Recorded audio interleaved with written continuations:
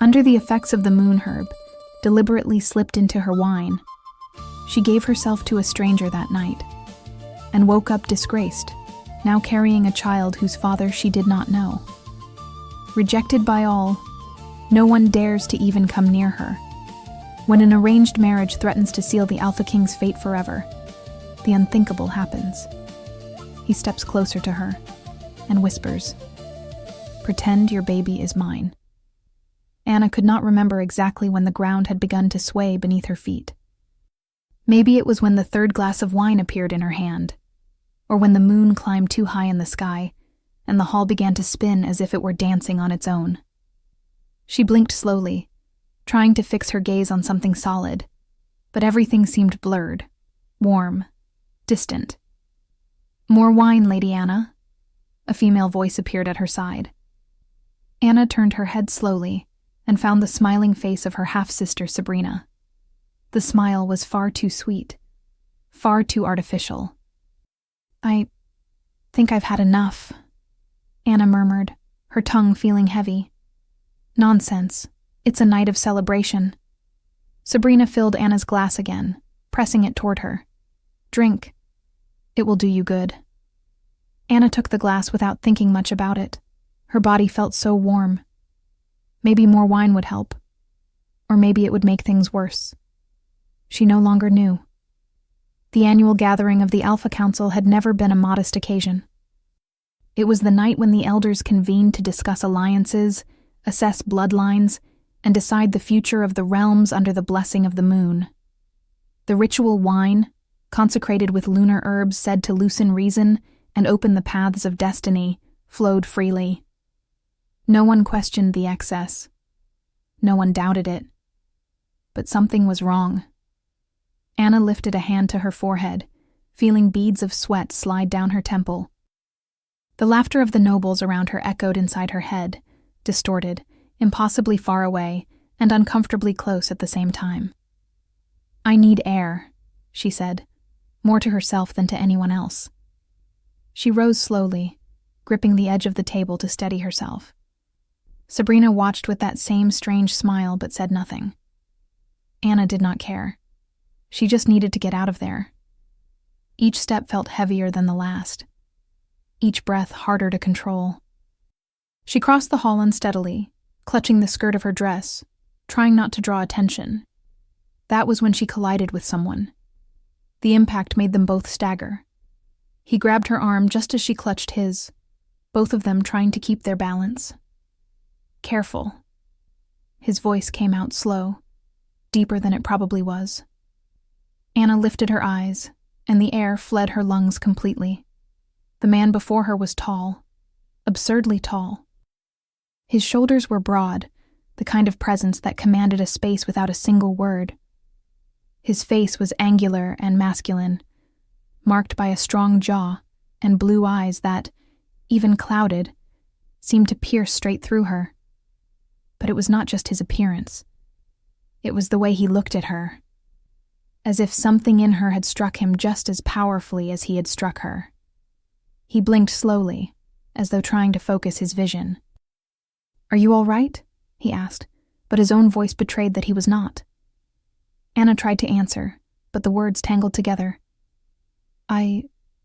No, I don't think so." He ran a hand over his face, trying to concentrate. "This wine. There's something wrong with this wine." "You drank it too?" Anna asked, gripping his arm to keep from falling. "Too much." He let out a low, humorless laugh. "Far more than I should have." They stood there, leaning on one another, trying to stay upright. The hall spun around them, voices warped, the music echoing as if from very far away. "You need water," he said suddenly, as if he had just had a great revelation. "Water?" Anna repeated, confused. "Yes, water, a lot of it." He looked around, searching for something. "Come on, I need to get you out of here. Get myself out of here too." He took her hand, the grip gentle, almost hesitant. They began to move together, more stumbling than truly walking. Anna leaned on him, and he leaned on her. It was almost comical, if it had not been so desperate. "Where are we going?" she asked, tripping over her own feet. "Far away from this cursed hall," he murmured, holding her more firmly when she nearly fell. They climbed stairs, turned corners, crossed empty corridors. More than once they had to stop to regain their balance. More than once, Anna felt the urge to laugh at the absurdity of the situation. When they finally reached a door, he opened it with difficulty, pushing it with his shoulder. The room was large, lit only by moonlight streaming through tall windows. There was a bed in the center, and, thank the gods, a pitcher of water on a small table. "Sit," he said, guiding her to the bed. Anna let herself fall onto the mattress, her head spinning. He went to the table, took the pitcher and a cup, but his hands shook so badly that he nearly dropped everything. "Damn it," he muttered, gripping the pitcher with both hands. He filled the cup and returned to Anna, kneeling before her with some effort. When he finally steadied himself, he extended the cup toward her. "Drink, slowly." Anna took the cup, but her hands were trembling too.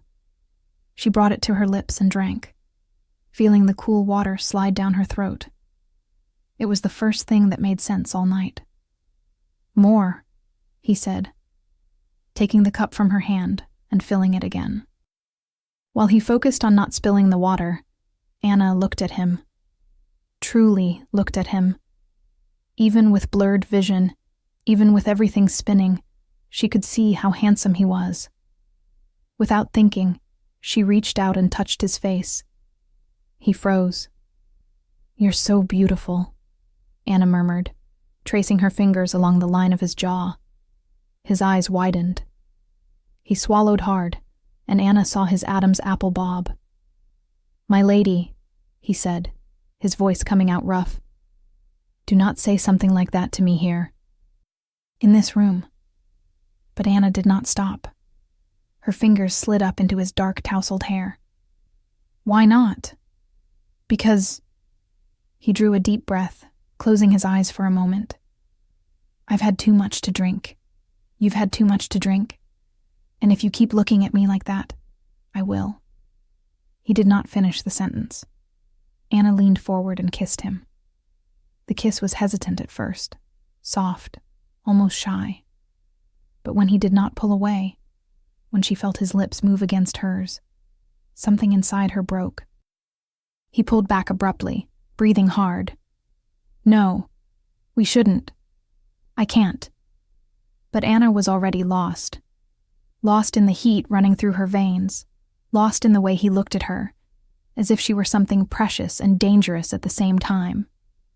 She pulled him back and kissed him again. This time with more intensity.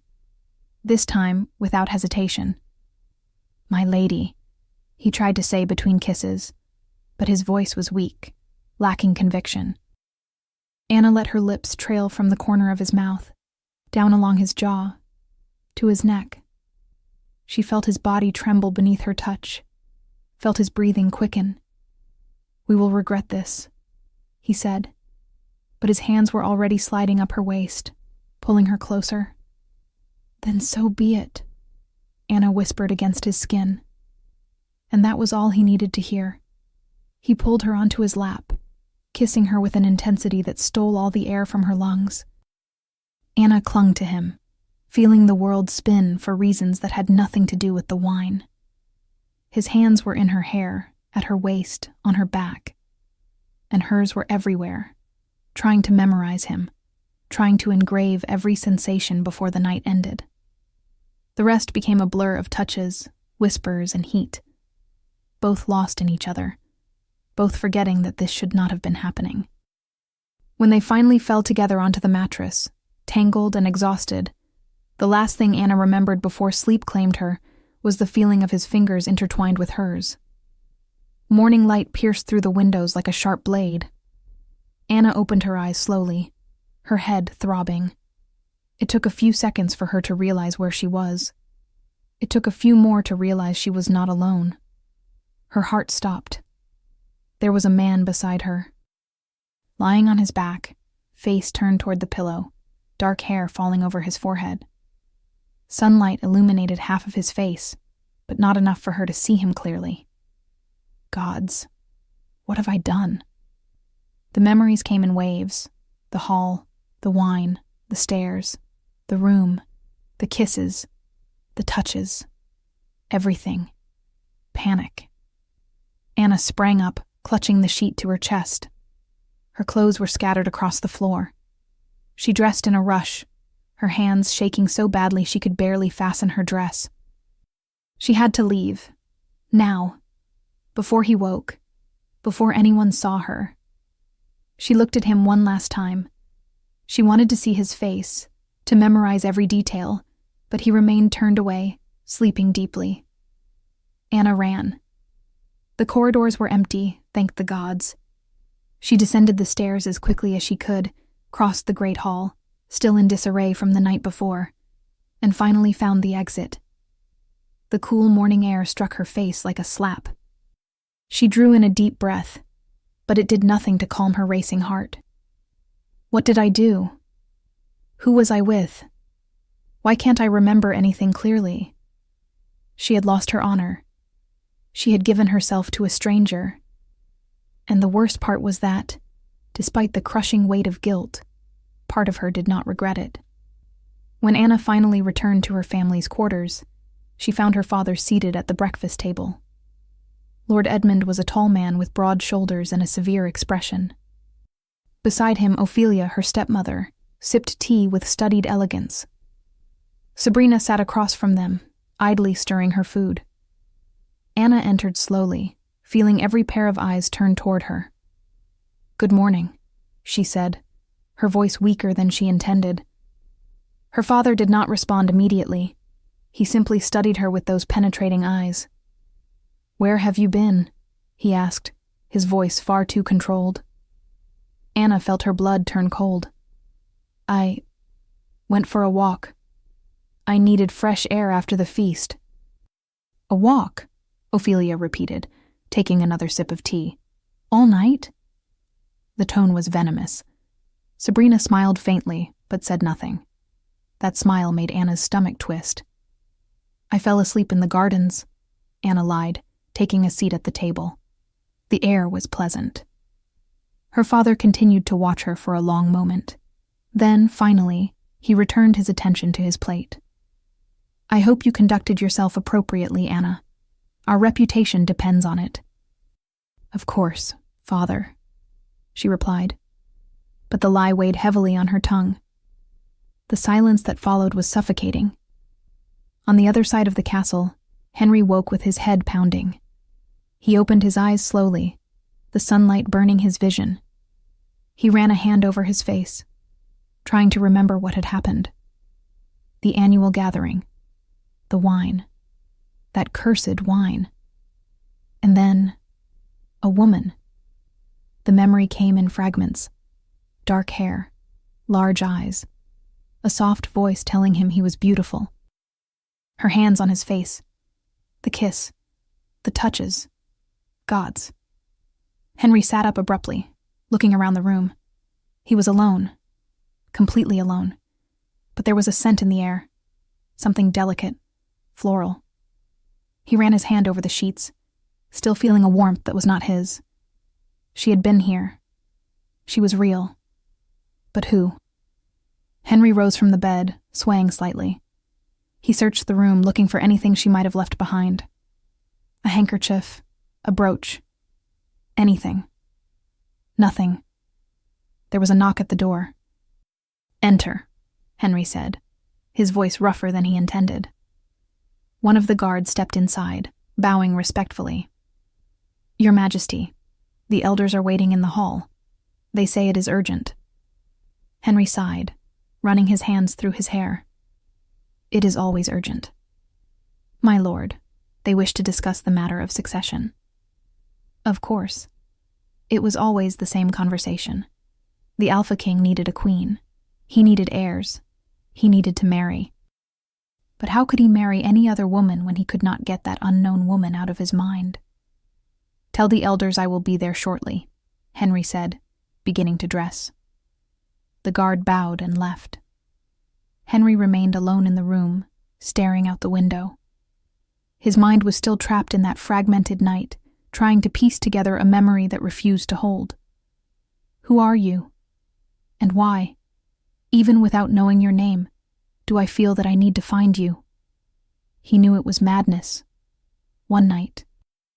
One unknown woman. It should have meant nothing. But it did. And he did not know why. 8 months. 8 long months since that night. Anna ran a hand over her swollen belly, feeling the baby move inside her. It was a strange sensation, comforting and terrifying at the same time. There was a life growing there. A life she had created with a man whose face she could barely remember. She was sitting in front of the mirror in her bedroom, watching her own reflection. The dress she wore was loose, made to disguise her belly, but there was no way to hide it. Not anymore. Not after 8 months. How did this happen to me? The question echoed in her mind every day, but the answer never changed. She knew exactly how it had happened. One night. One mistake. A consequence that would last forever. The memory of her father's reaction came like a blow. 3 months earlier. Anna was sitting in Lord Edmund's study, her hands trembling in her lap. She had put off that conversation for as long as she could, but there was no longer any way to hide it. Her belly was beginning to show, and soon everyone would know. "Father, I need to tell you something." Lord Edmund was seated behind his large oak desk, reviewing documents. He looked up, immediately noticing the tension in his daughter's voice. "What is it?" Anna took a deep breath. There was no easy way to say it. I am expecting a baby." The silence that followed was deafening. Lord Edmund remained completely still, as if Anna's words had not yet been processed by his mind. Then slowly, he set the quill down on the desk. "What did you say?" "I am pregnant, Father." The fury came like a storm. Lord Edmund rose so abruptly that his chair fell backward with a loud crash. His face turned red, the veins standing out in his neck. "You are pregnant." Anna shrank back, feeling tears burn her eyes. "Father, You have lost your honor," he shouted, slamming his hands onto the desk. "You gave yourself to a man without marriage, without commitment, without anything." "It was a mistake. I didn't mean." "A mistake?" He let out a bitter, humorless laugh. "You destroyed your own life with that mistake. And who is the father? Who is the wretch who did this to you?" Anna lowered her eyes, unable to answer. "I don't know." The silence returned, but this time it was worse. It was heavy with disappointment, shame, and something that felt as if it were breaking inside Anna's chest. "You don't know," Lord Edmund repeated, his voice low now, but still filled with contained rage. "You don't know who the father of your own child is. There was something in the wine. I couldn't think clearly. Don't come to me with excuses." He slammed the desk again. "You are a woman, a lady. It was your duty to protect yourself, to protect your honor." Tears finally streamed down Anna's face. "I'm sorry, Father. I truly am. Being sorry won't change anything." He ran his hands over his face, clearly trying to rein in his anger. "No nobleman will want you now. No man of worth will accept a woman carrying another man's child. You are ruined, Anna. Completely ruined." Each word was like a knife to her chest. "I know. And the worst part," he continued, his voice breaking slightly, "is that now you will have to accept whatever comes your way. If some old widower wants you out of pity or for a political alliance with our family, you will accept. Because that is the only chance you have now." Anna said nothing. There was nothing to say. Lord Edmund sat back down, suddenly looking tired. "Old. Leave my study. I need to think about how I am going to clean up the mess you have created." Anna stood, her legs shaking, and left. When she closed the door behind her, she finally allowed the sobs to escape. Anna blinked, returning to the present. The memory still hurt, even after months. A knock at the door pulled her from her thoughts. "Come in," she said, quickly wiping her eyes. The door opened, and one of the maids entered carrying a dress in her arms. "Lady Anna, your father asked me to bring this. It's for the ball tonight." Anna looked at the dress. It was beautiful, a soft ivory color, with long sleeves and a modest neckline. But even though it was loose, she knew there was no longer any way to hide her belly. "Thank you," Anna said, taking the dress. The maid hesitated. "Milady, may I ask, are you really going to the ball?" Anna let out a humorless laugh. "Apparently, yes, my father insists. But people will talk." "People already talk," Anna replied, her voice tired. "There's nothing left I can do to make my reputation worse." The maid lowered her eyes, clearly unsure of what to say, and left the room. Anna was alone again, holding the dress against her chest. Why does he insist on taking me? What does he expect to achieve? But she knew the answer. Her father was desperate. Even if the chances were slim, he still wanted to try to find someone who would accept her. Anyone. Even if it was an old man. On the other side of the kingdom, in the main castle, Henry was in his private chamber, looking out the window at the gardens below. 32 years. He had turned 32, and the elders never stopped reminding him of it. A king needed a queen. An alpha needed a mate. The bloodline had to continue. But Henry did not want an arranged queen. He wanted to find her. 8 months, 8 cursed months since that night, and he still could not get her out of his mind. His men had searched the entire kingdom. They had asked questions, investigated, followed every lead. But nothing.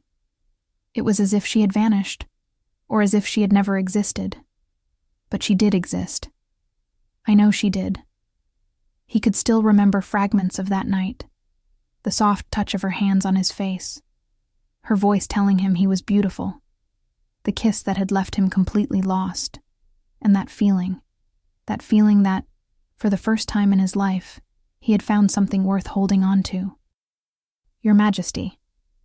Henry turned, finding his most loyal friend Marcus standing in the doorway.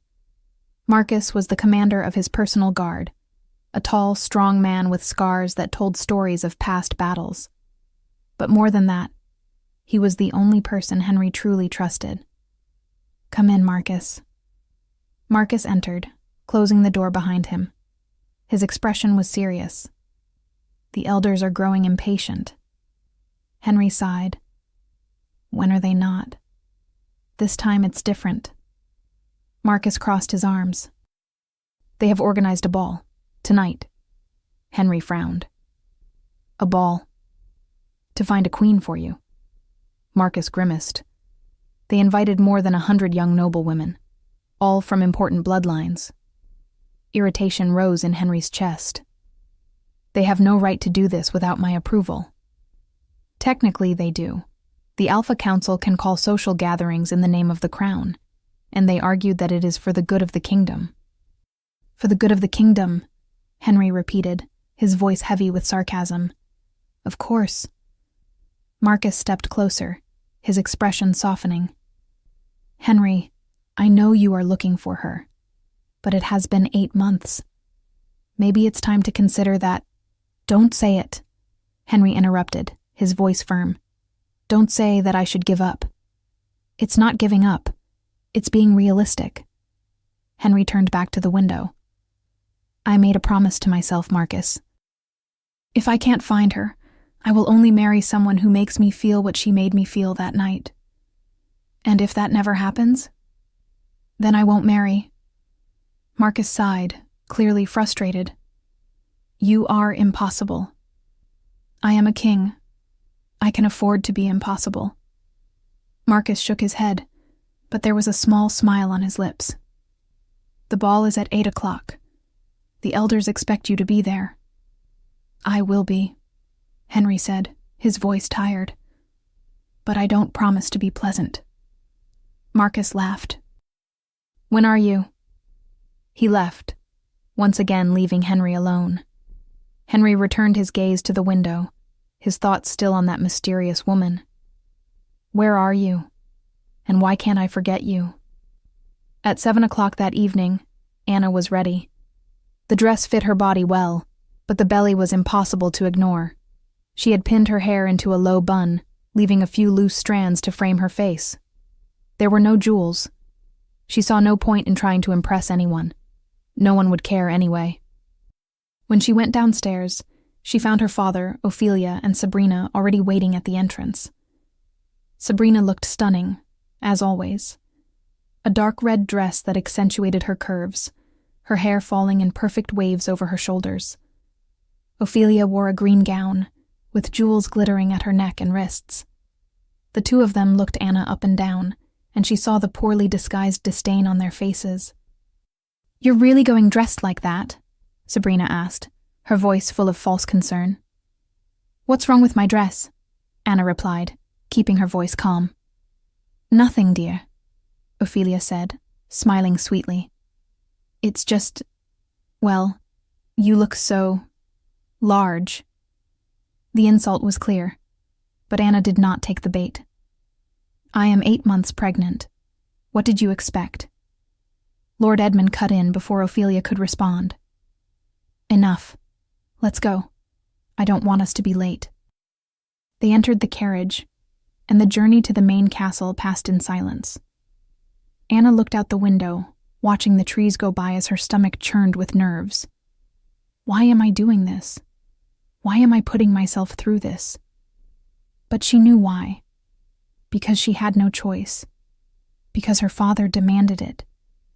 Because her life was already ruined anyway. When they finally arrived at the castle, the lights shone brightly through the windows. Music played inside, and Anna could hear voices and laughter. She took a deep breath, bracing herself for what was to come. The ballroom was magnificent. Crystal chandeliers hung from the high ceiling, casting golden light over everything. Tables covered with white cloths were arranged around the room, filled with food and wine. In the center, couples danced to the sound of an orchestra.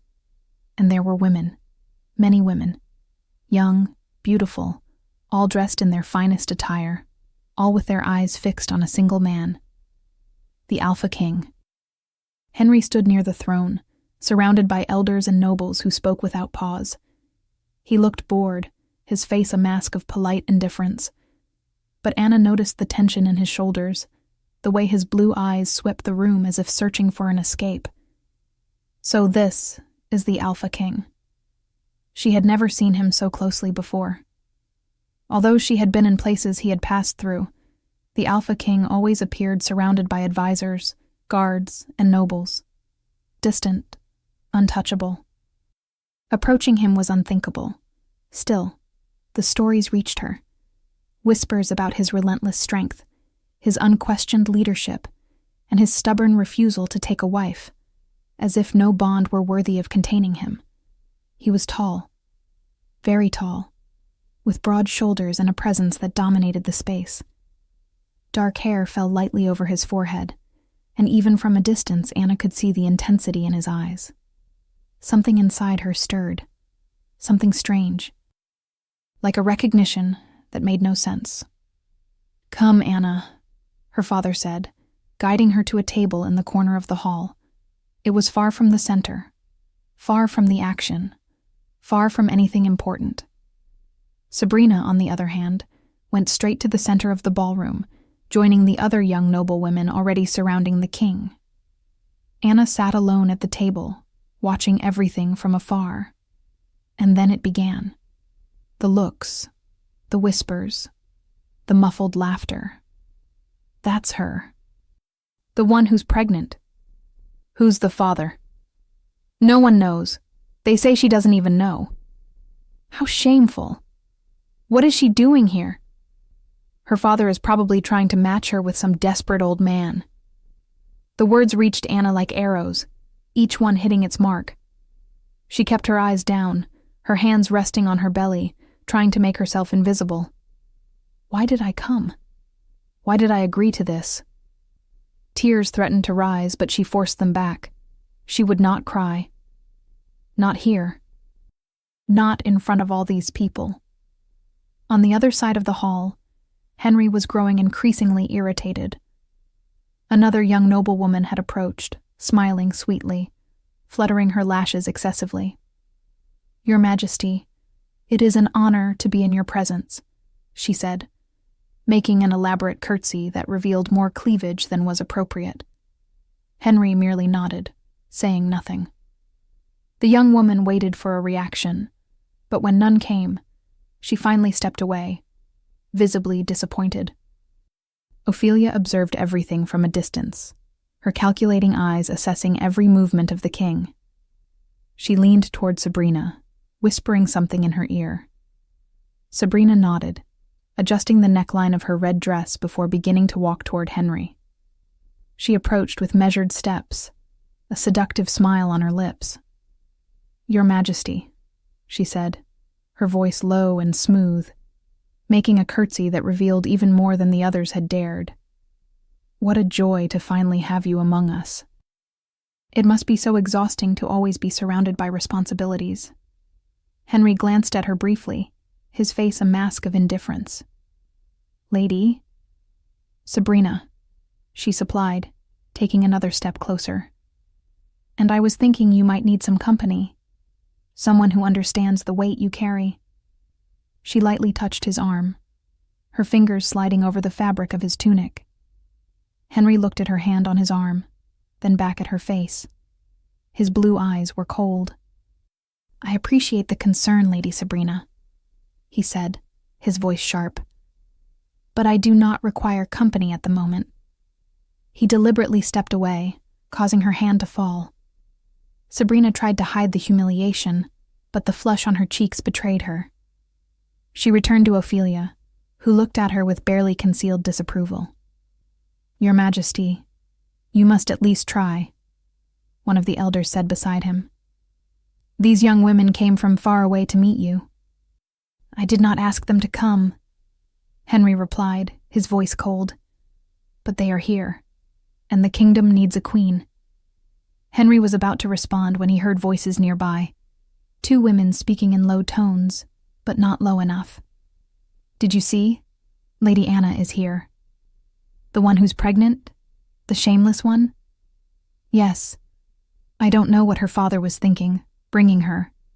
No one will want her. I heard she doesn't even know who the father is. She probably slept with several men." What a scandal. She ruined her own life. Something tightened inside Henry. He looked toward the voices and saw two older women, clearly gossiping. Then he followed their gaze to a table in the corner of the hall. And he saw her. A young woman sitting alone, wearing a simple ivory dress, her hands resting on a visibly pregnant belly. Her hair was dark as night, pinned into a low bun with loose strands, and even from a distance, Henry could see the vulnerability in her posture. She was being completely ignored. No one approached her. No one spoke to her. He did not know why, but something about that scene disturbed him deeply. Perhaps it was the injustice. Perhaps it was the cruelty of the gossip. Or perhaps it was something more. Without thinking too much, Henry began to cross the hall. Marcus appeared at his side immediately. "Where are you going?" "To do something that should have been done a long time ago," Henry replied. He walked straight to the table in the corner, ignoring the surprised looks of the nobles around him. Anna was looking down when a shadow fell over her. She slowly lifted her eyes and froze. The Alpha King stood before her. His blue eyes studied her with an intensity that made her forget how to breathe. Then he leaned slightly closer, close enough that only she could hear.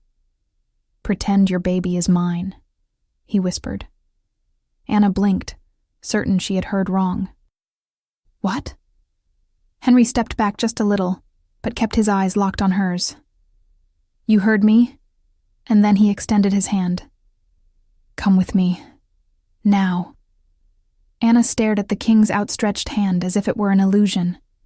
Her heart was pounding so hard she was sure he could hear it. Is he talking to me? The Alpha King is talking to me? She began, but the words died in her throat. Henry tilted his head slightly, his blue eyes never leaving hers. "Trust me," he said, his voice low but firm. "Please." There was something in that voice, something that made her feel that somehow she could trust him, even without understanding, even without knowing why. Anna placed her hand in his fingers closed around hers, steady and warm, and he helped her to her feet.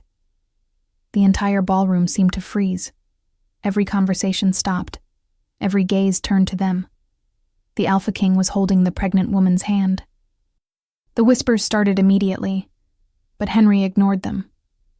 He guided Anna through the room, keeping her close, his grip firm around her hand. Anna felt her legs tremble with every step. She could feel the stairs drilling into her back. She could hear the whispers growing louder. "Where are we going?" she managed to ask, her voice barely coming out. "Somewhere we can talk," Henry replied without looking back. They crossed the ballroom, passing shocked nobles, confused elders, and young women wearing expressions of pure envy and anger.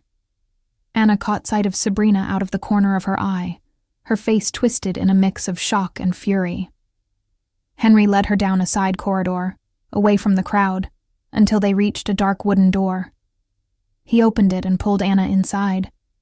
It was a private room, clearly an office. A large desk stood in the center. Bookshelves lined the walls, and a lit fireplace cast dancing shadows across the room. Henry closed the door behind them and finally let go of her hand.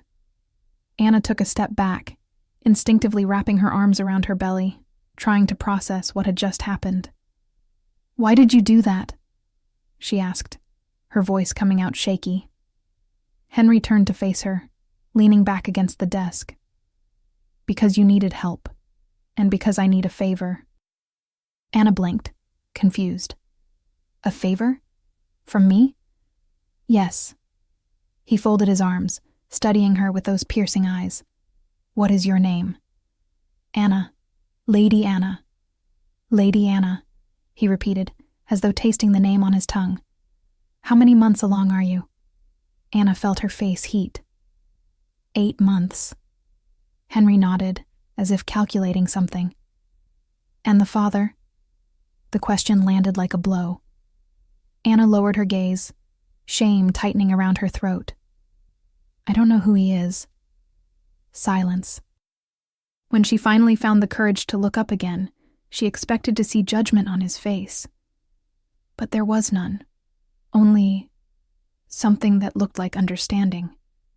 Henry ran a hand through his hair, letting out a long breath. "I can only imagine how hard this has been for you," he said, his voice softer now. Anna didn't know what to say. She hadn't expected empathy. Not from the Alpha King. Henry pushed away from the desk and walked slowly to the window, as if he needed a moment to think. "The elders have been pressuring me to marry, for months. They organized this ridiculous ball to force me to choose a wife." "And what does that have to do with me?" Anna asked, still confused. Henry turned to face her again. "I don't want to marry any of those women out there.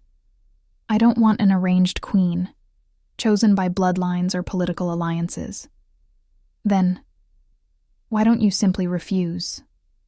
"Because they won't accept a refusal. Not this time." He took a step toward her. "Not unless I have a compelling reason." Anna began to understand. "You want me to pretend that the baby is yours?" "Yes. But why? That doesn't make sense. You could choose any one of those women and—" "I don't want any one of those women," Henry cut in, his voice firm. "There's someone I'm looking for, and until I find her, I won't marry anyone else." Something strange tightened in Anna's chest. "He's looking for someone." "Who?" But if you say the baby is yours, Anna said slowly, the elders will demand that you marry me. Exactly. And that will buy me time. Time to find her. He took another step closer. I can drag out the engagement for months. I can invent excuses, postpone the ceremony. And in the meantime, I keep searching. Anna shook her head, still processing. But what do I get out of this? When you find this woman, what happens to me? Henry stopped in front of her, so close now that Anna had to tilt her head back to meet his gaze. You will get everything you need.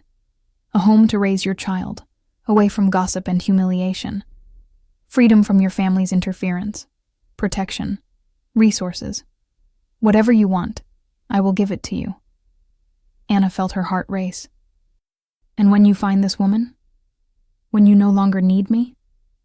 You will be free to live however you choose. With all the wealth and protection I can offer.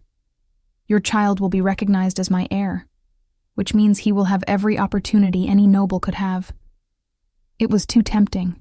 Freedom, security, a life far from shame and judgment. Anna looked down at her belly, at the baby growing inside her. She thought of her father, his fury, his disappointment. She thought of Ophelia and Sabrina, the way they treated her. She thought of the life waiting for her, a life of disgrace, of humiliation, of perhaps being forced to marry some old man willing to accept a ruined woman. Or she could have a chance, one single chance to change everything. All right, she said, lifting her eyes to his. I accept. Something flickered in Henry's eyes. Relief? Surprise? Are you sure? No, Anna admitted. I have nothing to lose. Henry nodded slowly. Then it's done. He held his hand out again, and this time Anna took it without hesitation. There is something you need to know, Henry said, his voice low.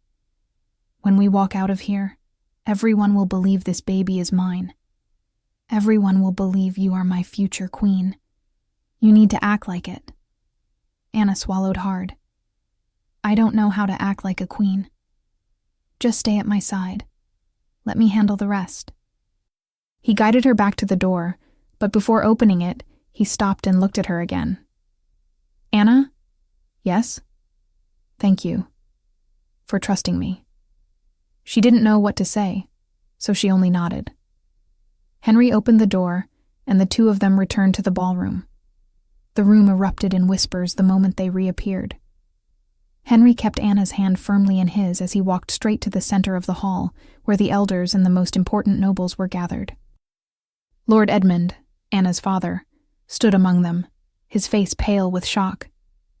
Beside him, Ophelia and Sabrina watched with expressions of pure disbelief. Henry stopped in front of them all, his presence dominating the space. I have an announcement to make, he said, his voice echoing through the silent hall. Everyone stopped talking. Every head turned toward him. Henry pulled Anna closer, placing a protective hand at her waist. Lady Anna is carrying my child, he declared, his voice clear and steady. And soon, she will be my queen. The silence that followed was absolute. Then the chaos began. What? That's impossible. The Alpha King has an heir? But when did this happen? The elders exchanged looks, clearly stunned. One of them, an old man with a long white beard, stepped forward. Your Majesty, this is unexpected. It is the truth, Henry said without hesitation. The child she carries is mine. And I intend to marry her. Anna felt her legs weaken, but Henry's hand at her waist kept her steady. Sabrina took a step forward, her face contorted with barely contained fury. This can't be right. Anna never mentioned, because it was a private matter. Henry cut her off, his voice cold. And now it isn't. Ophelia looked between Anna and the king, her face a mask of shock and anger. Lord Edmund, on the other hand, seemed unsure whether to laugh or cry.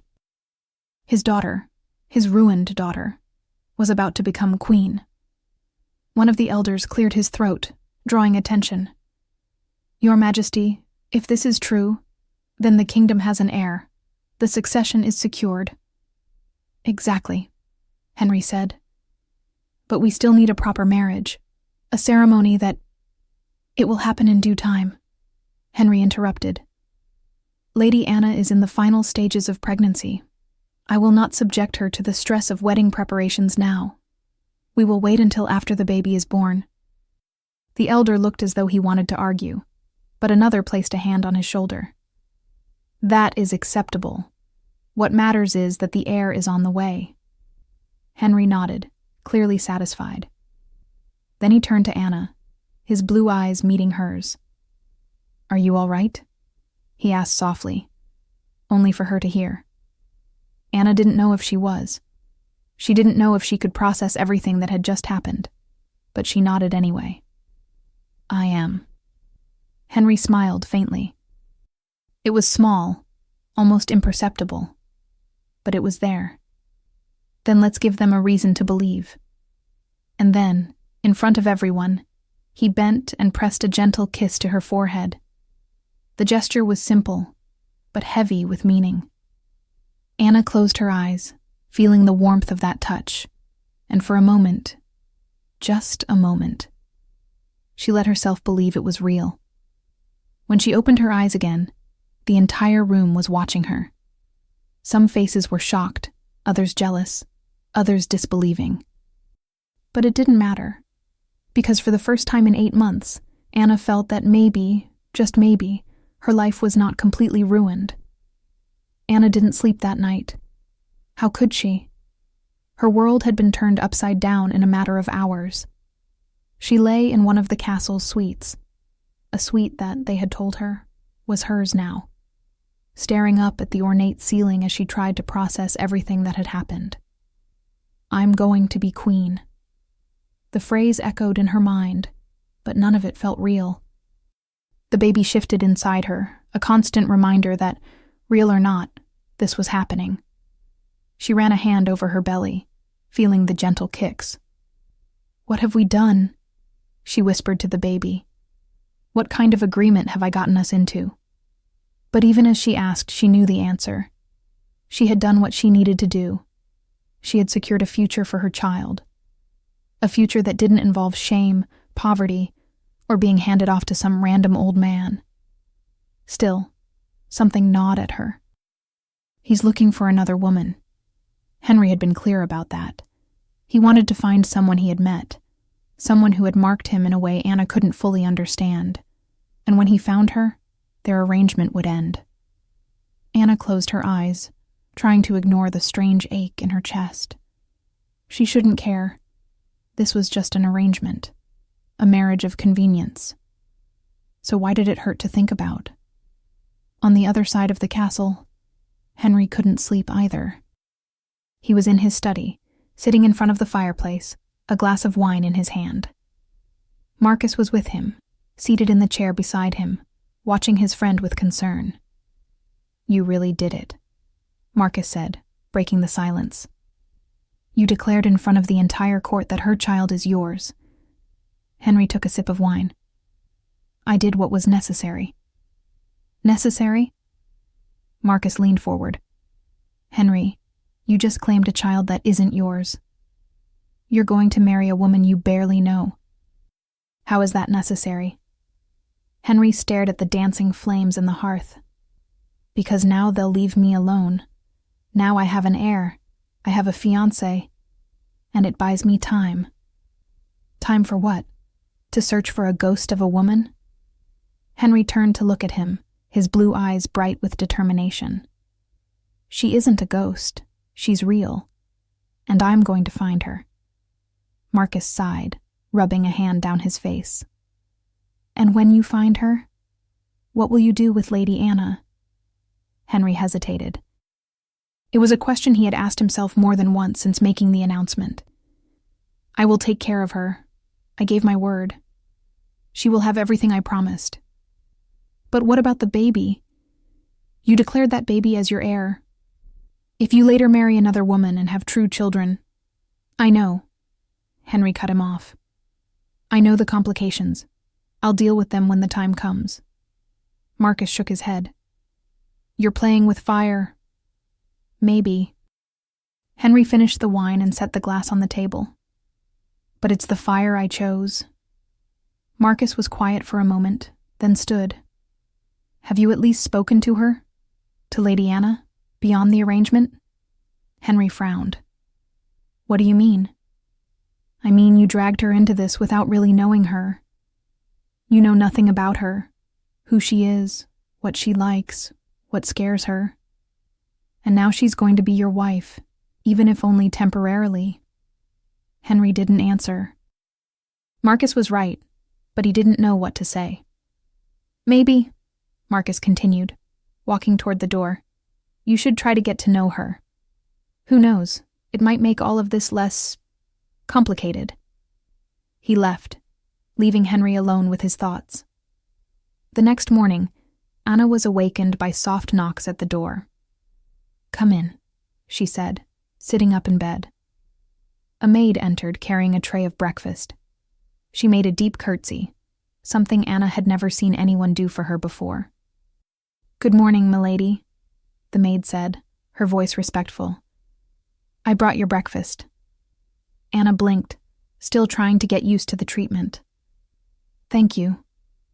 The maid set the tray on the table by the window and then turned, hesitant. Milady, if I may ask, is there anything else you need? Clothes? A bath? His Majesty asked that we attend to every detail. His Majesty. Anna's stomach flipped. He really was taking this seriously.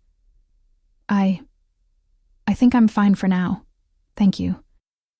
The maid curtsied again and left. Anna rose slowly and walked to the window. From there she could see the castle gardens stretching as far as the eye could reach. It was beautiful, but it was also lonely. She ate alone, dressed alone, and when she finally left the room, she realized she didn't know where to go. The castle was immense, and she didn't know anyone there. She was walking through the corridors when she heard voices coming from a nearby room. She stopped, recognizing one of them. It was Henry. Keep searching, he was saying. Someone has to know something. A maid, a guard, anyone who was in the castle that night. Your Majesty, we've already questioned everyone, Marcus's voice replied. No one saw anything, or if they did, they aren't talking. Then ask again. Offer rewards. Do whatever it takes. Anna felt her chest tighten. Later that day, Anna was in the gardens when Henry found her. She was sitting on a stone bench beneath the shade of an ancient tree, watching the birds. The afternoon sun cast a golden light over everything, and for the first time in months, Anna felt almost at peace. Lady Anna. She turned and found Henry standing a few steps away. He was dressed more casually than the night before.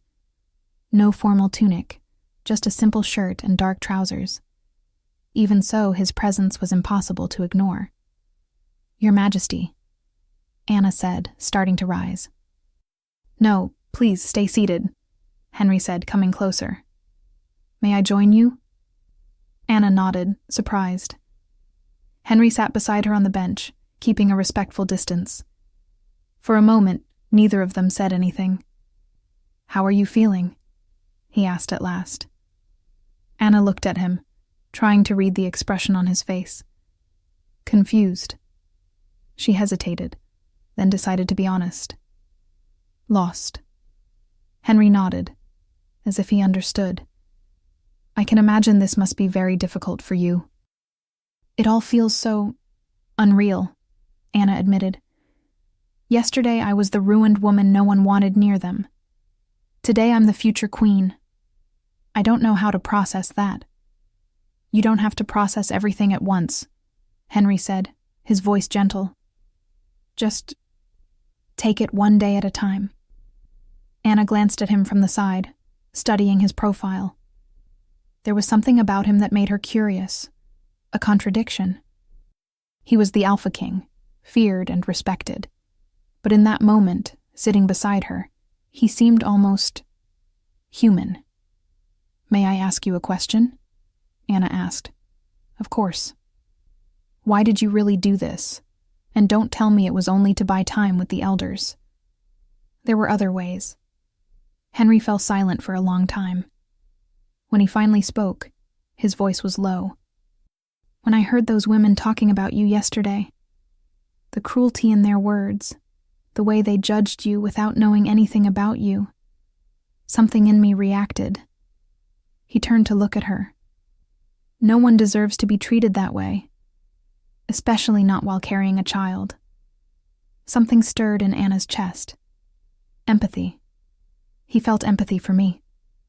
Thank you, she said softly. For that. For giving me a way out. Henry nodded.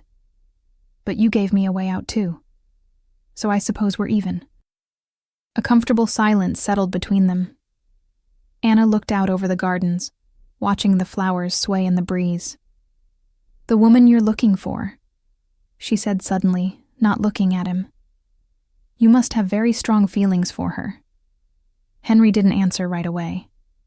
When Anna finally dared to look at him, she saw he was staring off into the distance, lost in thought. I don't know what I feel, he admitted. I only know that I need to find her.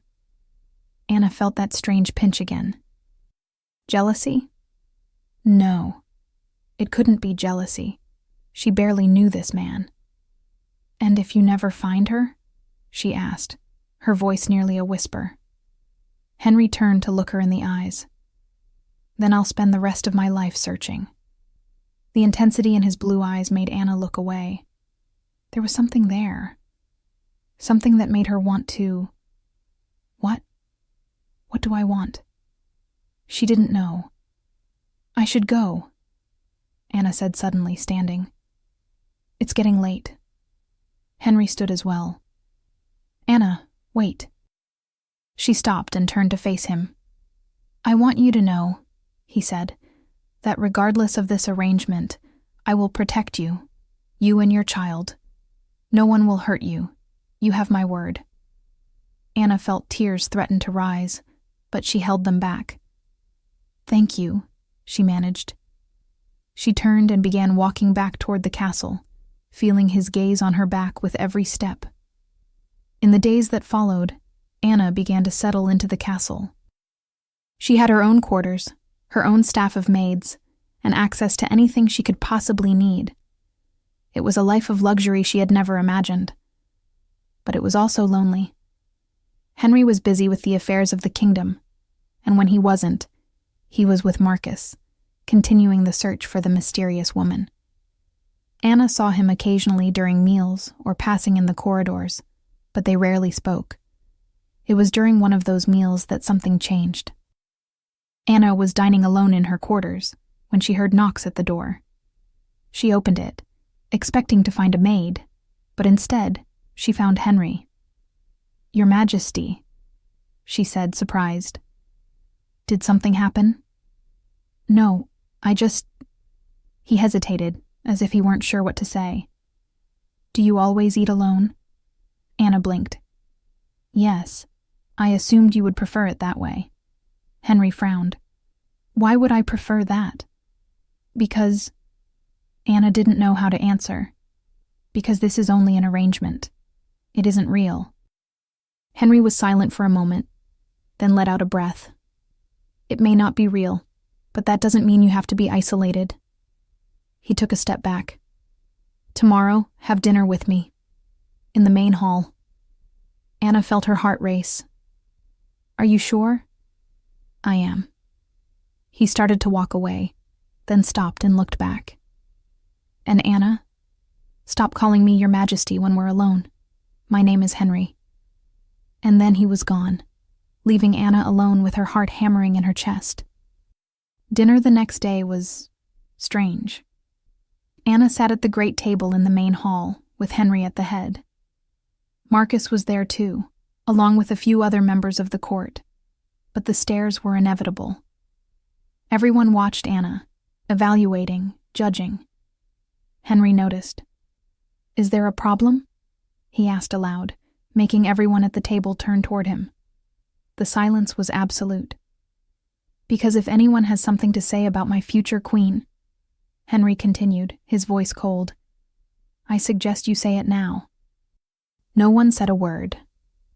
Henry returned his attention to the food, and gradually the conversations around the table resumed. Anna looked at him, feeling something warm spread through her chest. "He defended me."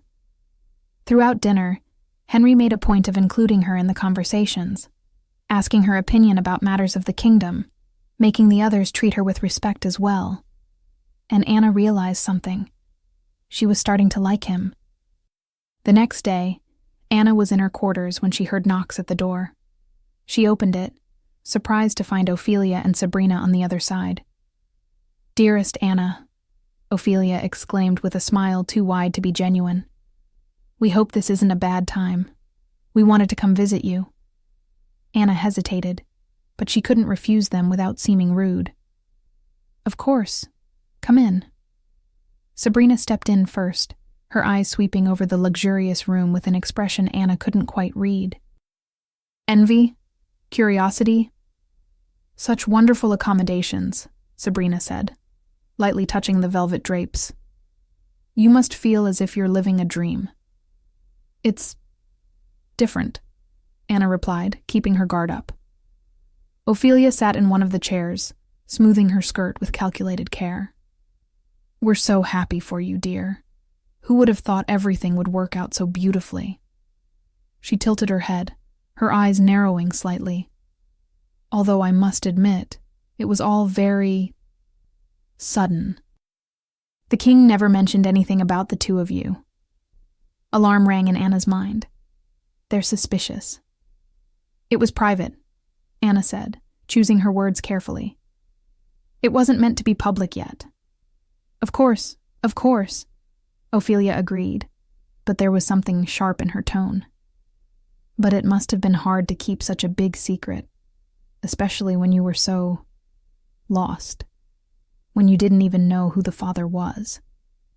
The silence that followed was tense. "Things aren't always what they seem," Anna said at last.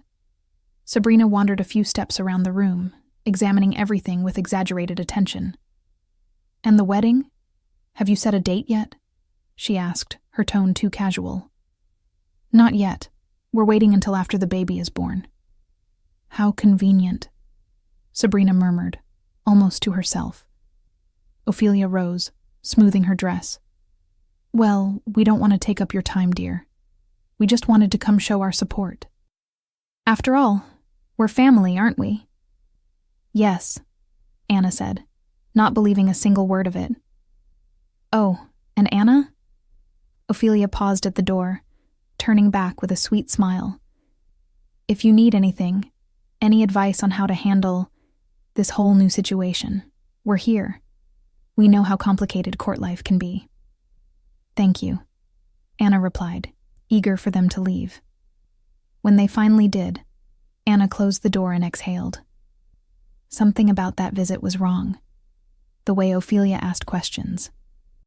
The way Sabrina inspected everything. They hadn't come just to see her. They're investigating. Later that night, Anna was getting ready for bed when she heard voices in the corridor. She recognized them immediately. Ophelia and Sabrina were still in the castle. Anna cracked the door open and saw the two of them speaking in low voices near the staircase. Sabrina kept looking around as if searching for someone. "Did you see how she hesitated when I asked about the wedding?" Sabrina was saying. "She's hiding something." "Of course she is," Ophelia replied, her tone conspiratorial. "It's all a farce. The king is only using Anna to buy time. He doesn't even know her. And when he gets tired of her," Sabrina added, venom in her voice, "Anna will go back to being nothing. That gives us an opportunity." "Exactly. You need to stay close to him. Find ways to be in the same rooms. Show him what he really should have." Ophelia touched her daughter's arm.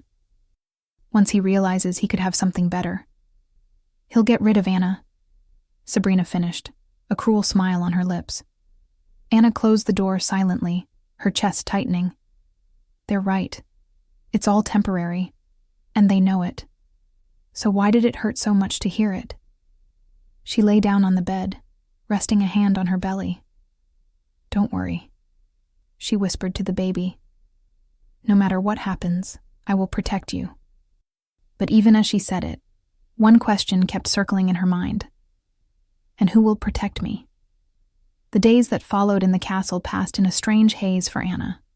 She was slowly getting used to the routine.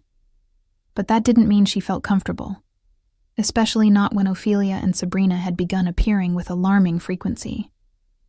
They always came with sweet smiles and kind words. But Anna knew those smiles. She knew the poison hidden behind them. "Anna, dear, we heard there will be a dinner tonight," Sabrina said, her eyes gleaming. "With the king and several members of the court. How exciting." "Yes," Anna replied without enthusiasm. "You must be so happy," Ophelia added, taking a sip of tea. "Having the king so close. Although I must say he seems very busy lately. Have the two of you been spending time together?" The question was far too innocent to be genuine. "Enough," Anna said.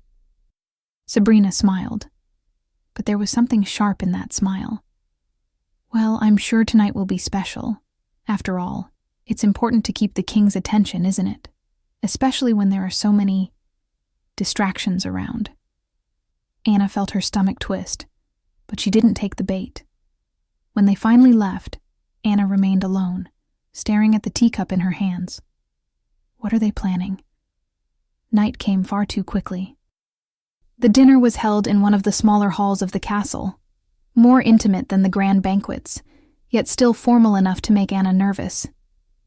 She wore a dark blue dress the maids had chosen for her, pinned her hair into a loose bun, and descended the stairs with her heart pounding. When she entered the hall, she immediately looked for Henry. He was near the fireplace, speaking with Marcus and a few nobles. He wore a black tunic with gold detailing, and even from a distance his presence dominated the room.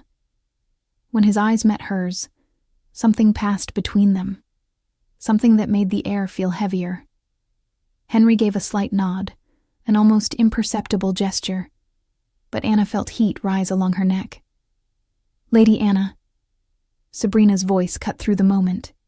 She appeared at Anna's side, smiling broadly. "You look beautiful tonight." "Thank you," Anna murmured. Sabrina guided her toward the table, but her eyes never left Henry. Anna noticed. She noticed the way Sabrina positioned herself strategically, the way she laughed a little too loudly, the way she touched the arms of the men around her to draw attention. And it worked. Some nobles looked at her with admiration. Dinner began, and Anna found herself seated far from Henry, surrounded by people she barely knew. Ophelia and Sabrina, however, had managed to secure seats closer to the king. Anna watched from afar, feeling something uncomfortable tighten in her chest, every time Sabrina leaned toward Henry, every time she laughed at something he said. He's not paying attention to her, Anna tried to convince herself. He's just being polite. But it still hurt to watch. On the other side of the table, Henry was growing increasingly irritated. He had noticed Sabrina the moment she entered the hall. It was impossible not to, considering she made a point of always staying within his line of sight. Every loud laugh, every accidental touch on his arm, every look that lingered a second longer than it should have. It was exhausting. "Your Majesty," Sabrina said, leaning slightly toward him. "Your glass is empty. Allow me." Before Henry could refuse, she had already taken the wine jug and refilled his glass. "Thank you," Henry said automatically. Sabrina smiled, her eyes shining with something Henry couldn't quite identify. Dinner continued, but Henry barely touched his food. His gaze kept drifting back to Anna, seated across the hall. She looked quiet, almost withdrawn, her hands resting on her belly as she listened politely to the conversations around her. He wanted to go to her. He wanted to... What do I want? The question troubled him more than it should have. That was when the musicians began to play, and Sabrina made her move. She stood and walked around the table until she stopped beside Henry. He smelled her strong perfume before he even saw her. "Your Majesty," she said, her voice low, almost a whisper. "Perhaps we could speak somewhere more. Private? There is something I'd like to discuss with you." Henry looked at her, seeing the clear intention in her eyes. "No," he said, his voice firm but polite. "I don't believe that would be appropriate." Sabrina blinked, clearly taken aback. "But Lady Sabrina," Henry interrupted, standing. "I appreciate the interest, but you need to understand something. I am committed to Lady Anna, and I have no intention of changing that." Sabrina's face flushed red. A few nearby nobles had heard and turned to watch. I wasn't suggesting," she stammered. "I'm sure you weren't," Henry said coolly. "Now, if you'll excuse me, I would like to be alone." He left the hall before she could respond, ignoring the surprised looks around him. But Henry wasn't alone for long. Something was wrong. Very wrong. He went straight to his study, but the moment he arrived, dizziness hit him. The walls seemed to shift, the floor swaying beneath his feet. Damn it. He braced himself against the desk, breathing deeply. That sensation. He knew it. The wine. He hadn't drunk much. Only a sip before realizing something was off. But it had been enough. Moon herbs. It had to be.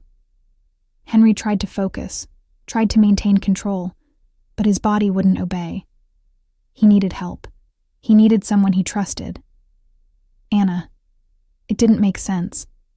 He should have called Marcus or one of the guards, but his foggy mind could think of only one person. Anna. He stumbled out of the study, leaning against the walls as he made his way down the corridors. A few guards looked at him with concern, but he waved them off. When he finally reached Anna's door, he had to brace himself against the frame to keep from falling. He knocked. Once. Twice. The door opened, and Anna appeared, her eyes widening when she saw him. "Henry," she said, alarmed. "What happened?" He tried to answer, but the words came out tangled. "Anna, help me. I can't stand properly." Anna didn't hesitate. She slipped his arm over her shoulders, surprisingly strong for someone 8 months pregnant, and pulled him inside the room. "What did you drink?" she asked, guiding him to the bed. "Wine," Henry managed. "There was something... herbs." Anna froze. "Moon herbs?" Henry nodded, letting himself sink onto the edge of the bed. The room spun around him. "Sabrina," he murmured. "I think she put something in my glass." Anna felt anger surge in her chest, but pushed it aside. This wasn't the moment for that. "Lie down," she said, helping him recline. "You need to let it pass." Henry obeyed, but when Anna started to step away, he caught her wrist. "Don't go," he said, his voice sounding more vulnerable than he intended. "Please." Anna looked at his hand gripping hers, then at his face. His blue eyes were unfocused, but there was something in them that made her heart ache. "I'm not going anywhere," she said softly. She pulled a chair close to the bed and sat beside him. Henry didn't release her hand. "Anna," he said, his eyes beginning to close. Shh, she interrupted. "Rest. I'm here." He fell asleep, still holding her hand. Anna stayed there, watching him. The Alpha King, always so strong, so controlled, now vulnerable in her bed. She didn't know how long she sat there. Hours passed, and at some point, exhaustion overcame her. She lay down beside him, just for a moment, just to rest her eyes. And she fell asleep. Anna woke to sunlight streaming through the windows. It took a few seconds to realize where she was. It took a few more to realize she wasn't alone. She was spooned against Henry. His arm was wrapped around her waist, his hand resting protectively over her belly. His body was pressed against her back, warm and solid. She could feel his breath against her neck. Anna froze. Gods, what do I do? Her heart was pounding so hard she was sure he could hear it. She should move. She should pull away. But she couldn't. She felt Henry stir behind her, his breathing changing. He was waking up. For a long moment, neither of them moved. Both completely still, completely aware of where they were. Then Henry pulled away abruptly. Anna turned to find him sitting on the edge of the bed, running his hands over his face. He began, his voice hoarse. Anna, I'm so sorry. I shouldn't have. You were under the influence of the herbs. Anna interrupted, sitting up as well. It wasn't your fault. Henry turned to look at her, and Anna saw something in his eyes. Confusion. Conflict. And something else she couldn't name. I need to go, he said suddenly, standing. Henry? I'm sorry, he said again, and then he left, closing the door behind him. Anna was left alone in the room, the warmth of his body still lingering in the sheets. What just happened? Henry spent the next days avoiding Anna. It wasn't intentional. At least that's what he told himself. He was busy. He had matters of the kingdom to resolve. Meetings with the elders, security concerns. But the truth was, he didn't know how to face her. Not after waking with her in his arms and feeling that it was exactly where she belonged. That was wrong. He had a plan, an arrangement. He was searching for someone else. He shouldn't be thinking about Anna like that.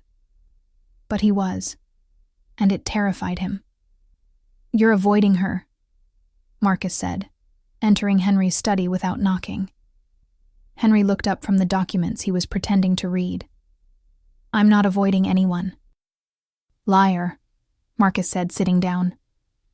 You barely look at her during meals. You leave the hall when she enters. What happened? Henry didn't answer. Marcus sighed. Look, I don't know what's going on in your head, but whatever it is, you're hurting her. She doesn't understand why you're acting like this. I'm not trying to hurt her. Then stop acting like a coward and talk to her. Henry glared at his friend. Since when do you care so much about Lady Anna? Marcus frowned. Always. Anna is... He hesitated. She's special. She always has been. Something tightened inside Henry. Something dangerously close to jealousy. What do you mean, always has been? Marcus noticed Henry's tone and raised his hands. Easy. It's not what you're thinking. Then what is it? Marcus let out a long sigh. Anna and I, we knew each other as children. We grew up in the same village. I always looked after her like she was my younger sister. Henry blinked, processing the information. You've known each other since childhood? Yes, I hadn't seen her in years. I didn't recognize her at the ball because of, well, everything. The pregnancy, the different clothes, time. And she didn't recognize me right away because I've changed a lot. Beard, scars, muscles. Marcus smiled faintly. But when we finally recognized each other, it felt like coming home. You never mentioned this. It didn't seem relevant. Marcus leaned forward. But now it does, considering you're acting like a jealous idiot. Henry opened his mouth to protest, but Marcus cut him off. Don't deny it. I know you, Henry. And whatever you're feeling for Anna, it's real. So stop fighting it. Marcus left, leaving Henry alone with thoughts he didn't want to have. That afternoon, Henry decided to walk through the gardens to clear his head. That's when he saw them. Anna and Marcus, sitting on a bench beneath a tree, talking and laughing. Marcus said something that made Anna burst into laughter. A genuine, free laugh Henry rarely heard. Then Marcus touched her arm, and Henry saw red. He knew Marcus had explained. He knew they were just friends. But seeing them together, seeing Anna happy with someone else when she barely looked at him lately. Before he could stop himself, Henry was already walking toward them. "Lady Anna," he said, his voice colder than he intended. "May I speak with you? In private?" Anna looked at him, surprised. Of course." Marcus stood, giving Henry a warning look before leaving. Anna remained seated, looking at Henry with a cautious expression. "What do you want to talk about?" Henry didn't know. He hadn't planned this. He only knew that he needed. "What do I need?" "You and Marcus seem very close," he said, hating how it sounded. Anna frowned. "We are. He's my childhood friend." "He told me." "Then what's the problem?" Henry didn't know how to answer. He couldn't say "I'm jealous" because it didn't make sense. He had no right to be jealous. "Just be careful," he said at last. Anna stood, her eyes flashing with anger. "Careful? With Marcus? He's the only person in this castle who truly cares about me." "I care," Henry said before he could stop himself. Anna laughed, but there was no humor in the sound. "You care? You barely look at me anymore. You avoid me like I have some disease. And now you come here telling me to be careful with my childhood friend?" "Anna." "No," she interrupted. "You don't have the right. This is just an arrangement, remember? You're looking for someone else. So don't come here acting like you have any claim over me." She started to walk away, but Henry grabbed her arm. "And what about Sabrina?" he said, his own anger rising now. "You think I don't see the way you look when she's around?" Anna turned to face him. "Because she's constantly trying to seduce you, and you... "I what?" Henry stepped closer. "You think I want her attention? You think I gave her any reason to believe I'm interested?" "I don't know," Anna shouted. "I don't know because you don't talk to me. You avoid me, keep searching for some mysterious woman, and I'm here, carrying a child, trapped in an arrangement that—" She stopped, the words dying in her throat. "That what?" Henry pressed, so close now that Anna could feel the heat radiating from him. "That is killing me," Anna whispered. The silence that followed was absolute. They were so close, so dangerously close. Henry looked at her lips. Anna saw it. And when their eyes met again, something between them broke. Henry pulled her to him, and Anna didn't resist. The kiss was explosive. It was desperate, intense, devastating. As if everything they had been holding back for weeks erupted all at once.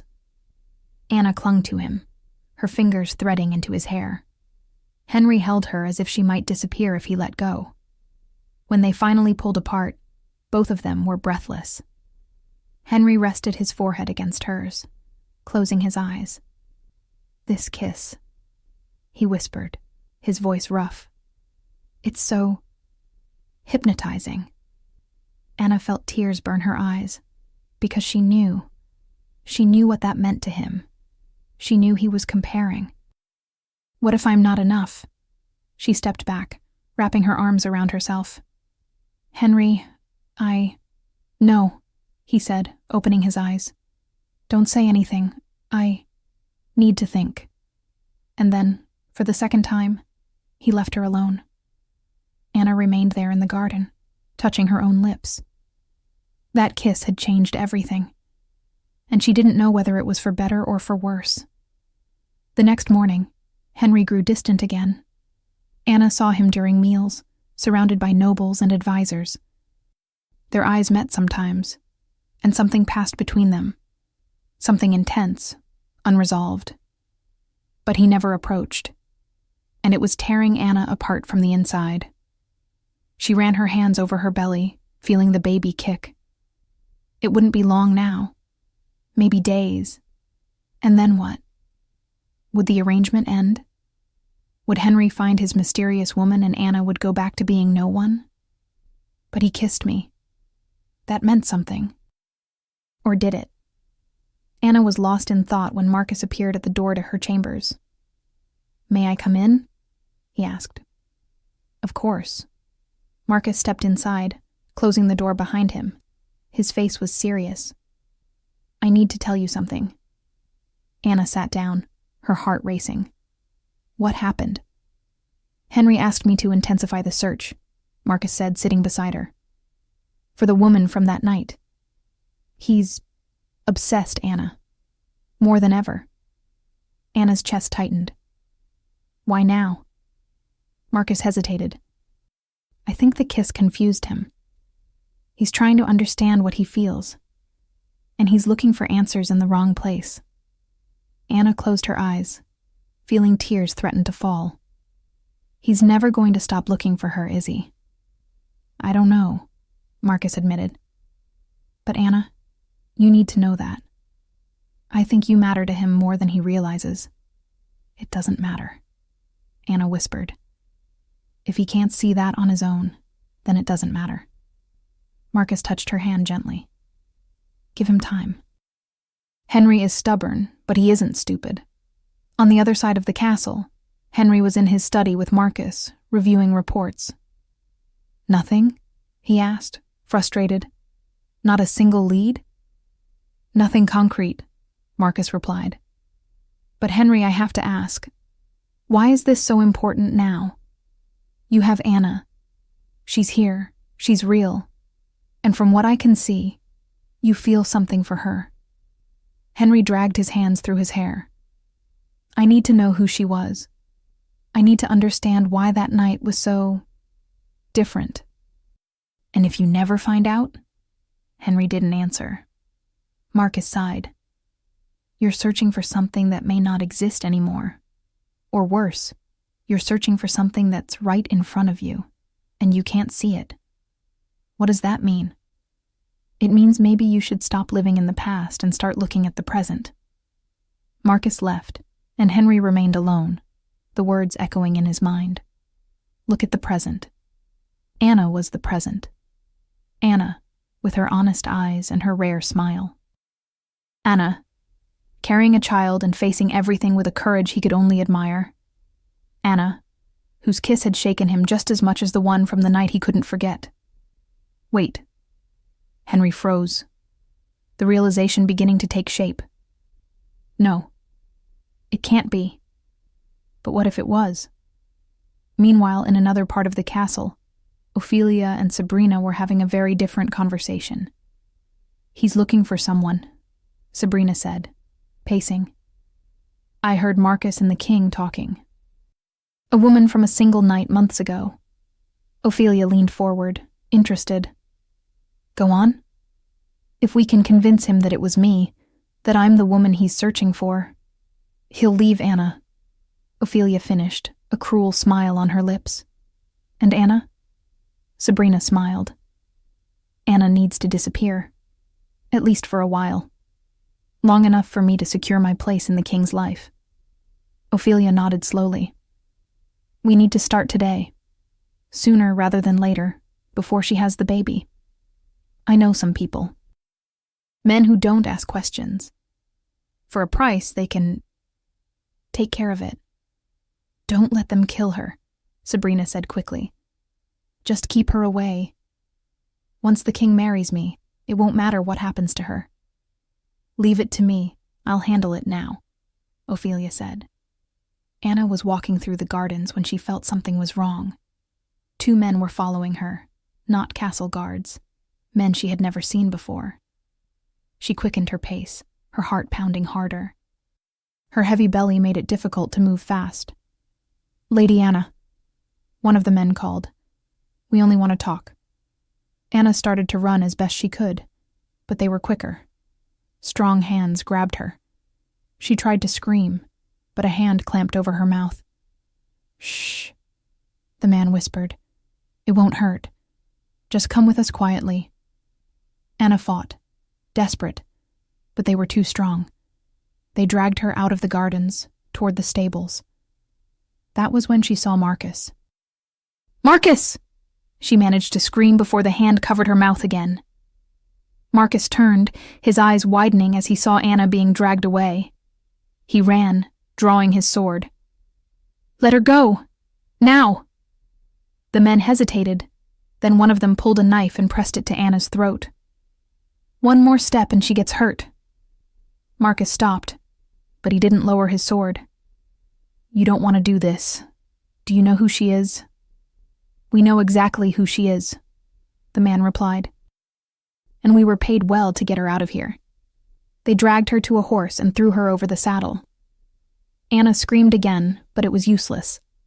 Marcus ran after them, but they were already galloping away. He sprinted back to the castle, shouting for Henry. Henry was in the hall when he heard the shouts. He ran out and found Marcus panting, blood on his shirt. "What happened?"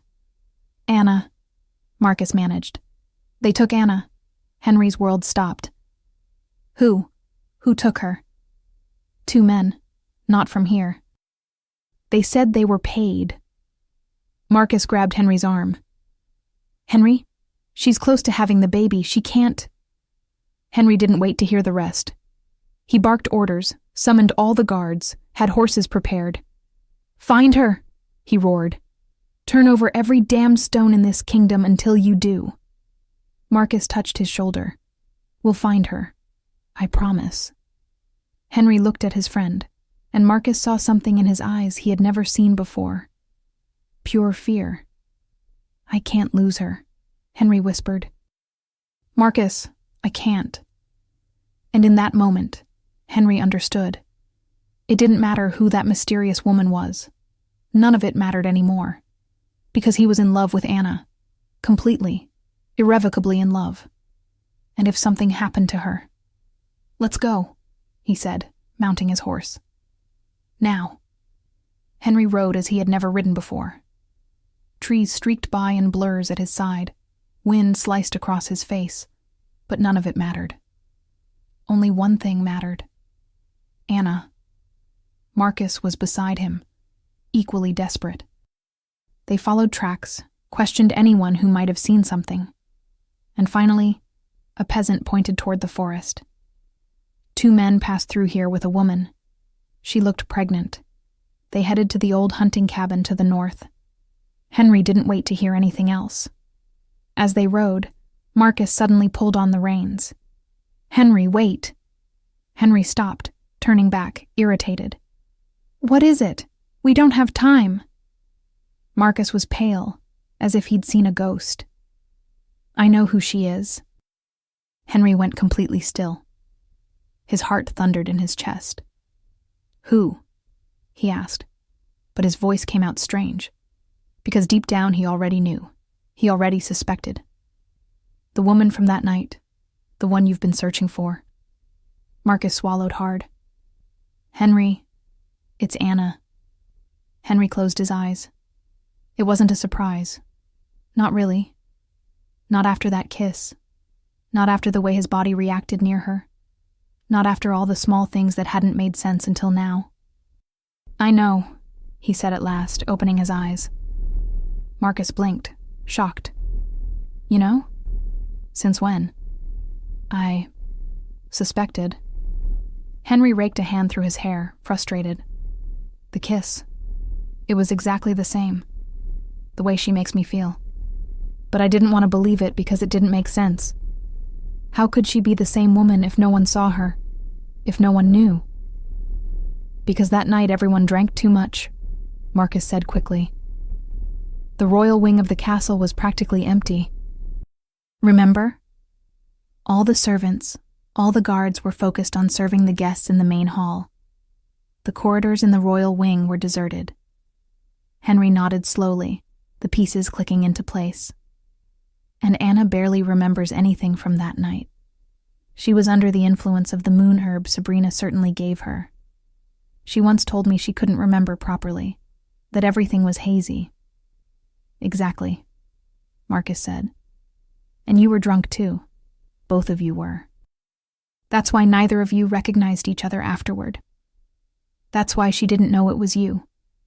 That's why you didn't realize it was her. Something burst in Henry's chest. Relief. Joy. Absolute terror. All this time, he whispered. I was searching for someone who was right in front of me. Someone I was falling in love with again without even realizing it. Yes, Marcus said gently. Henry looked toward the forest, where Anna was, alone, terrified, in labor. So the baby, he started. Is yours for real? Marcus finished. It always was, from the beginning. Henry felt tears burn his eyes. I need to get to her. I need to tell her. I need to... Then let's go, Marcus said, mounting his horse again. Henry followed him, but this time it wasn't only desperation driving him. It was love. Love for the woman he had searched for months. A woman who had been there all along. A woman carrying his true child. Anna. It had always been Anna. It had to be Anna. Anna lay on the cold cabin floor, her hands clutching her belly as another contraction hit. Please, she begged the men guarding her. I need help. The baby is coming. The two men looked at each other, clearly panicking. We weren't paid to deal with this, one of them said. Then let me go. We can't do that either. Another contraction came, stronger this time. Anna screamed, gripping the wooden floor. Please, not now, not here, not alone. She thought of Henry, of how she wanted him there, of how, despite everything, he was the only person she wanted at her side in that moment. I love you, she realized with painful clarity. I fell in love with you and didn't even notice when it happened. Tears slid down her face as another contraction tore through her, and then she heard it. Horses, voices shouting, the sound of swords being drawn. The cabin door burst open. Henry stormed in like a tempest, his eyes sweeping the space until they found her on the floor. Anna! The two men tried to react, but they didn't stand a chance. Henry brought them down with brutal ease, Marcus taking care of anyone who tried to run. In seconds, it was over. Henry dropped to his knees beside Anna, his hands trembling as he touched her face. Anna, look at me. She opened her eyes, tears spilling. Henry? How did you... Another contraction sliced through her and she screamed. Henry looked at Marcus, eyes wide. The baby is coming, now. Marcus nodded. I'll stand guard outside. You'll need privacy. He stepped out, closing the door. Henry turned back to Anna, removing his coat and placing it beneath her head. It's all right. It's all right. I'm here. I won't leave you. I don't know if I can do this. Anna sobbed. Henry held her face in both hands, forcing her to look at him. You can. You're the strongest woman I know. And I'm going to be here every second. She clung to him as another contraction rolled in. You didn't have to come, she said through clenched teeth. It's just an arrangement. You don't have to... Henry gripped her face with both hands again, making her meet his eyes. Stop talking nonsense, he said, his voice rough. You think I'd leave you here? You think I'd let you go through this alone? But you're looking for someone else. You said... Forget what I said. Henry cut her off. Listen, look at me. He waited until her eyes focused on his. There is no one else. There's nobody. There's only you. It was always you, Anna. I was just too much of an idiot to see it. Tears ran down her face. You don't have to say that just because... I love you, he said, firm, letting each word sink in. I love you in a way that scares me. When I thought I'd lost you, my world stopped. And the idea of living without you is unbearable. Anna sobbed, squeezing his hand. Henry. And yes, I came. He went on, his voice breaking. Of course I came. What kind of man would I be if I didn't?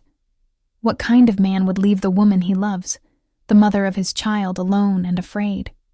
He pressed his forehead to hers. You're mine, Anna. Truly mine. And I'm going to be here. Every second. She didn't have time to process the words because another contraction came. Stronger, more urgent. But even through the pain, she held his hand as if it were her only anchor. And it was. I need to push, she said, desperate. Then push. I'll hold you. The hours that followed blurred into pain, sweat, tears, and Henry's steady voice, guiding her, encouraging her, holding her. You're doing so well. Keep going, my love. I can't take it anymore. You can. For me. For our son. And finally, with one last scream that shredded her throat, Anna felt the baby leave her body. A cry filled the cabin. Henry wrapped the baby in his own coat, cleaning him gently before placing him in Anna's arms. It's a boy, he said, his voice breaking. Anna looked down at her son, perfect and small, wailing with all the strength in his lungs. He's perfect, she whispered. Henry froze, his eyes locked on the baby's shoulder. Anna, he said, his voice strange. May I see? She frowned but tilted the baby slightly. There, on the baby's right shoulder, was a birthmark. Small, shaped like a crescent moon. The Alpha King's mark. The mark only direct descendants of the royal bloodline carried. Henry touched the mark with trembling fingers. Gods, he's mine. Truly mine. Anna looked between the baby and Henry, confused. What do you mean? Henry sat down, pulling her gently into his arms, the baby between them. Anna, I need to tell you something. Something I only learned a few hours ago. She looked at him, waiting. The woman I was searching for. The woman from that night, 8 months ago. He touched her face tenderly. It was you. Anna blinked. What? That night, at the annual gathering, when you drank wine with herbs, when you bumped into someone. His voice was rough. It was me, Anna. I was the one who took you to that room. I was the one. Memories began to return to Anna. Fragmented, hazy, but there. Blue eyes, a deep voice. You need to drink water. Strong hands holding her. Girl, don't say something like that to me here. You, she whispered. It was you all this time? Henry nodded, tears streaming down his face. I searched for you for months. I turned the kingdom inside out trying to find you, and you were right in front of me the whole time. He let out a laugh that sounded like joy and desperation twisted together. I fell in love with you twice, Anna. That night, when I didn't know who you were, and now, when I thought you were someone else. Anna shook her head, trying to take it in.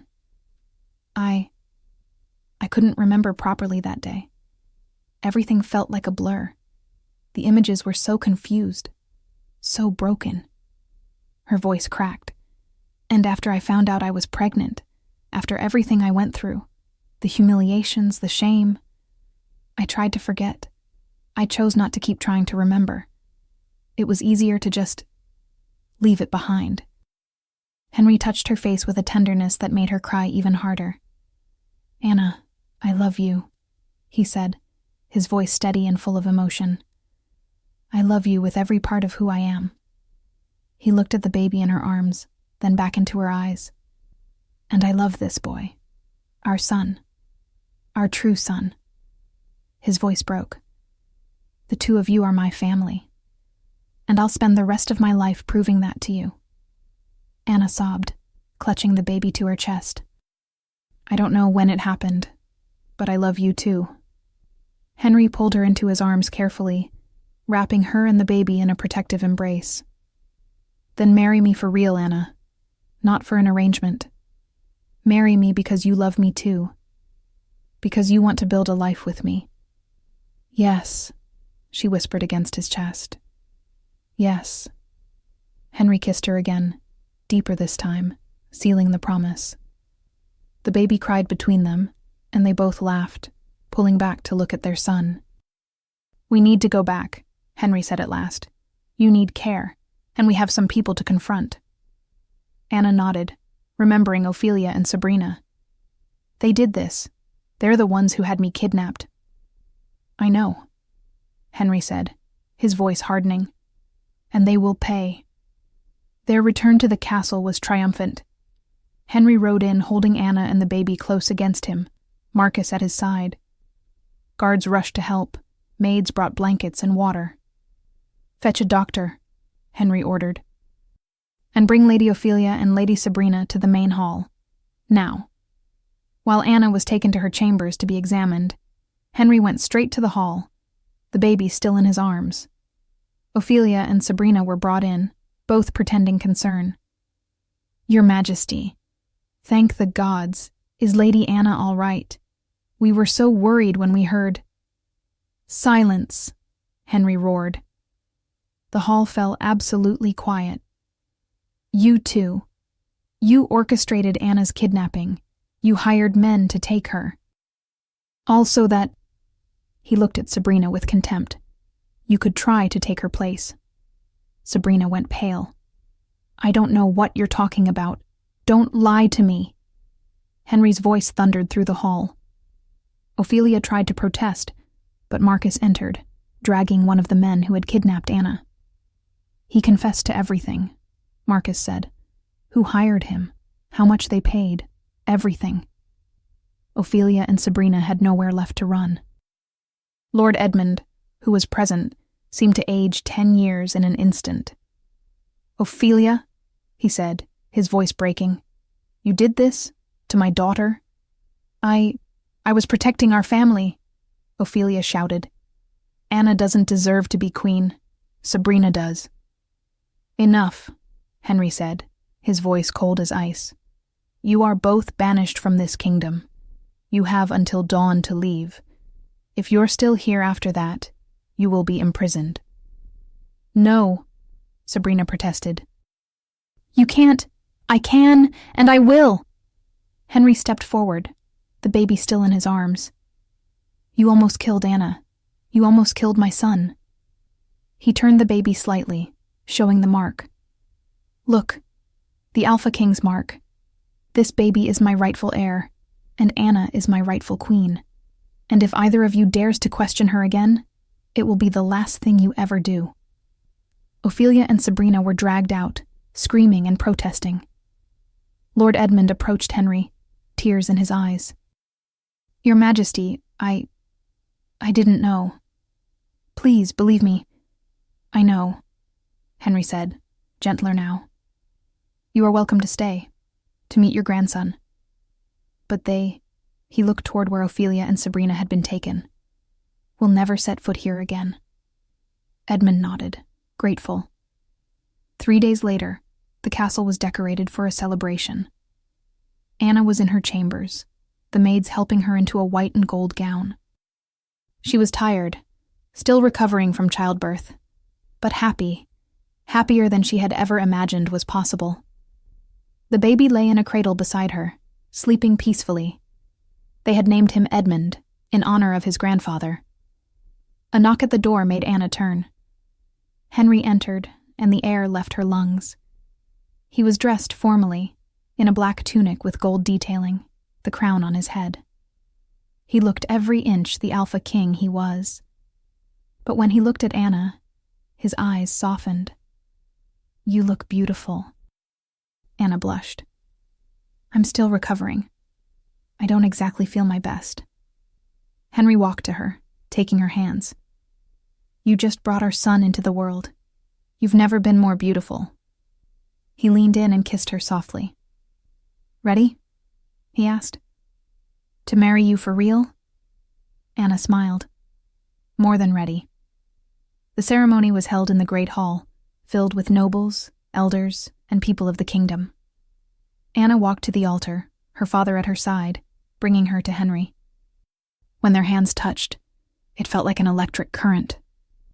The priest spoke the traditional words. but Anna barely heard them. All she could see were Henry's blue eyes, looking at her as if she were the most precious thing in the world. "Do you accept this man as your husband? Your alpha? Your king?" the priest asked. "I do," Anna said, her voice steady. "And do you accept this woman as your wife, your mate, your queen?" Henry smiled. "I do, today and always." "Then, by the authority granted to me, I declare you husband and wife, king and queen."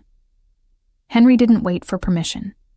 He pulled Anna to him and kissed her, deeply, passionately, before everyone.